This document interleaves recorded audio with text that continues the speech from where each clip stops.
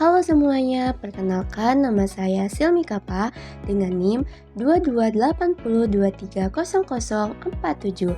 Dalam video kali ini, saya akan membahas topik yang sangat penting, yaitu penggunaan bahasa baku dalam kehidupan sehari-hari. Bahasa adalah alat utama manusia dalam berkomunikasi. Melalui bahasa, kita bisa menyampaikan ide, perasaan, dan informasi kepada orang lain. Namun, tahukah kalian bahwa tidak semua bahasa yang kita gunakan dalam percakapan sehari-hari termasuk bahasa yang benar menurut kaidah bahasa Indonesia? Nah, disinilah pentingnya kita memahami dan menggunakan bahasa baku. Yuk kita bahas bersama. Pertama-tama, mari kita pahami apa yang dimaksud dengan bahasa baku. Menurut Kokasi dan Hermawan tahun 2012, bahasa baku adalah bahasa yang digunakan sesuai dengan kaidah atau pedoman yang dibakukan, seperti Pedoman Umum Ejaan Bahasa Indonesia atau PUEBI, Tata Bahasa Baku, dan Kamus Besar Bahasa Indonesia atau KBBI. Artinya, bahasa baku merupakan bentuk bahasa yang benar secara penulisan, ejaan, dan struktur kalimatnya.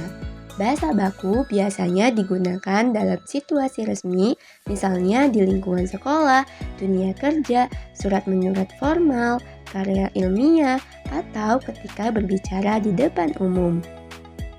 Sekarang, mari kita lihat ciri-ciri bahasa baku.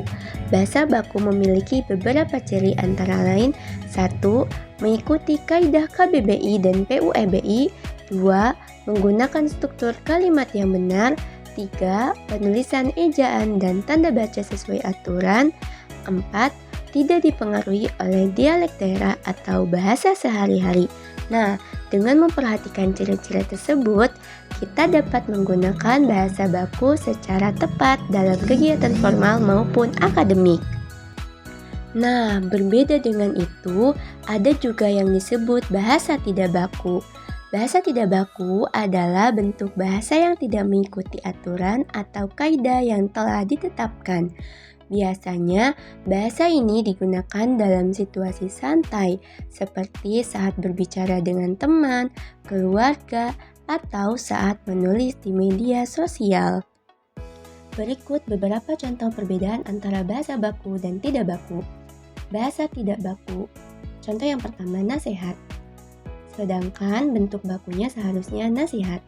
Contoh yang kedua, bahasa tidak bakunya apotik. Seharusnya bahasa bakunya adalah apotek. Seharusnya yang benarnya itu adalah menggunakan e bukan i. Bahasa tidak baku, contohnya aktif. Bahasa bakunya adalah aktif. Seharusnya yang benar itu adalah menggunakan huruf F bukan P. Nah, itu adalah contoh bahasa baku dan tidak baku. Walaupun terdengar hampir sama, bentuk baku mengikuti aturan ejaan yang benar sesuai KBBI dan lebih tepat digunakan dalam komunikasi resmi. Sekarang, mari kita lihat contoh penggunaan bahasa baku dan tidak baku dalam percakapan sehari-hari. Contoh pertama, bentuk tidak bakunya, kue udah makan. Seharusnya bentuk bakunya, saya sudah makan. Contoh kedua, bentuk tidak bakunya, makasih ya udah bantuin. Seharusnya bentuk bakunya terima kasih sudah membantu. Dan contoh yang ketiga, bentuk tidak baku, Bu, saya udah ngumpulin tugasnya kemarin. Seharusnya bentuk bakunya, Ibu, saya sudah mengumpulkan tugasnya kemarin. Nah, dari contoh-contoh tadi terlihat jelas bahwa bahasa baku terdengar lebih sopan, jelas, dan sesuai dengan situasi formal. Mengapa bahasa baku itu penting? Pertama, bahasa baku dapat membuat komunikasi menjadi jelas dan efektif, sehingga pesan yang disampaikan dapat dipahami dengan tepat. Kedua, bahasa baku mencerminkan kepribadian yang berpendidikan dan profesional. Ketiga, bahasa baku berperan dalam menjaga kesatuan dan persatuan bangsa Indonesia karena digunakan sebagai bahasa pemersatu. Dan keempat, bahasa baku juga menjadi identitas bangsa yang beradab dan berkarakter. Lalu, bagaimana cara membiasakan diri menggunakan bahasa baku? ada beberapa langkah yang dapat kita lakukan, yaitu 1. Membiasakan diri membaca berita atau artikel resmi. 2. Mengecek kebenaran kata di KBBI sebelum digunakan. 3. Membedakan situasi formal dengan formal agar tahu kapan harus menggunakan bahasa baku.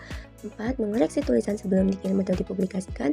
Dan melatih diri berbicara dengan struktur kalimat yang baik dan benar. Nah, kebiasaan-kebiasaan kecil ini akan membantu kita menjadi lebih terbiasa menggunakan bahasa baku dalam kehidupan sehari-hari. Dari penjelasan tadi, kita dapat menyimpulkan bahwa bahasa baku merupakan bentuk bahasa yang benar, teratur, dan mencerminkan kecerdasan berbahasa kita. Mari kita biasakan menggunakan bahasa Indonesia yang baik dan benar dalam setiap kesempatan, karena bahasa baku adalah cermin kedisiplinan, kesantunan, dan kecintaan kita terhadap bahasa Indonesia.